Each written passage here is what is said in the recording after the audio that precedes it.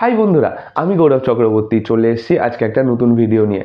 আশা করি সবাই তোমরা ভালোই আছো। আজকের ভিডিওতে আমি তোমাদের সাথে কমিউনিকেশন করার দুটো প্রসেস নিয়ে কথা বলবো।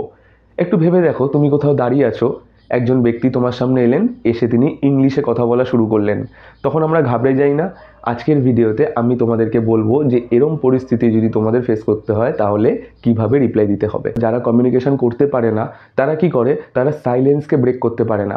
তারা কি করে, ওকে অলরাইট বলে মোবাইল টিপতে টিপতে সেখান দিয়ে সরে যায়। সেটা কখনো করবে না। কেউ যদি তোমায় প্রশ্ন করে দেন তোমার প্রথম কাজ হবে সাইলেন্সকে ব্রেক করা এবং তাকে রিপ্লাই দেওয়া। তা নাহলে সেটা কিন্তু কমিউনিকেশনের নেগেটিভ পার্ট একটা। এবার প্রসঙ্গ হচ্ছে কোন ভাষায় তুমি রিপ্লাই দেবে। দেখো, সে তো তোমায় ইংলিশে জিজ্ঞেস করেছে, তাই তোমারও কাজ হবে ইংলিশে তাকে রিপ্লাই দেওয়া। আমরা কিন্তু 1 থেকে 12 অবধি সবাই ইংলিশ পড়েছি। আমরা কেন ইংলিশ বলতে পারি না? কারণ কনফিডেন্টলি আমরা ইংলিশটাকে বলার চেষ্টা করি না। কিন্তু ইংলিশের কিন্তু বেসিক জ্ঞান আমাদের সবারই আছে। তুমি সেই বেসিক জ্ঞানকে জড়ো করে যদি তার সাথে ইংলিশে কথা বলতে শুরু করো, ইজিলি কিন্তু তুমি কমিউনিকেশন তার সাথে করতে পারবে। তাই চেষ্টা করো প্রথমে তাকে ইংলিশে রিপ্লাই দেওয়ার। কিন্তু যদি ইংলিশে না পারো, দেন চেষ্টা করো বাংলা বা হিন্দি, যেটাই তোমার ভাষা হবে, যেই ভাষাতে তুমি কমফোর্টেবল সেই ভাষাতে তাকে রিপ্লাই দেওয়ার। সবসময় কিন্তু রিপ্লাই দেবে, কখনো কমিউনিকেশনকে সাইলেন্সে রেখে দেবে না। সাইলেন্সকে ব্রেক করো, তারপর রিপ্লাই দাও। তুমি ইংলিশ হলে ইংলিশ, বাংলা হলে বাংলা। পয়েন্ট নাম্বার 2, যখনই তুমি কাস্টমার কেয়ারে ফোন করবে তখন চেষ্টা করো বাংলা ভাষাকে চুজ না করে ইংলিশ ভাষা চুজ করার।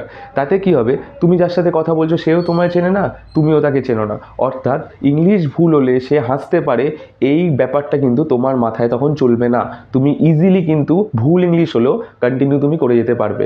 সেই জন্য কাস্টমার কেয়ারে ফোন করার আগে একটা খাতায় ইংলিশে কি বলবে লিখে নাও এবং ফোন করে সেই খাতা দেখে তার সাথে ইংলিশে কমিউনিকেশন করো।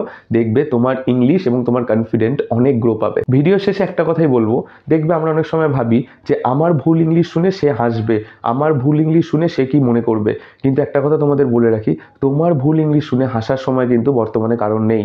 কারণ বর্তমান যুগে সবাই সবার নিজেরটা নিয়ে ব্যস্ত।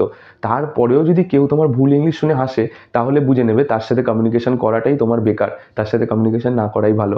চেষ্টা করো যেখানে ইংলিশ বলার সুযোগ পাচ্ছ, ভাঙা ভাঙা ইংলিশ হলেও ভাঙা ভাঙা ইংলিশে ইউজ করতে। ভিডিও ভালো লাগলে লাইক শেয়ার করে দিও, আর চ্যানেল ভালো লাগলে কিন্তু সাবস্ক্রাইব করতে ভুলো না। দেখা হচ্ছে পরের ভিডিওতে। টাটা।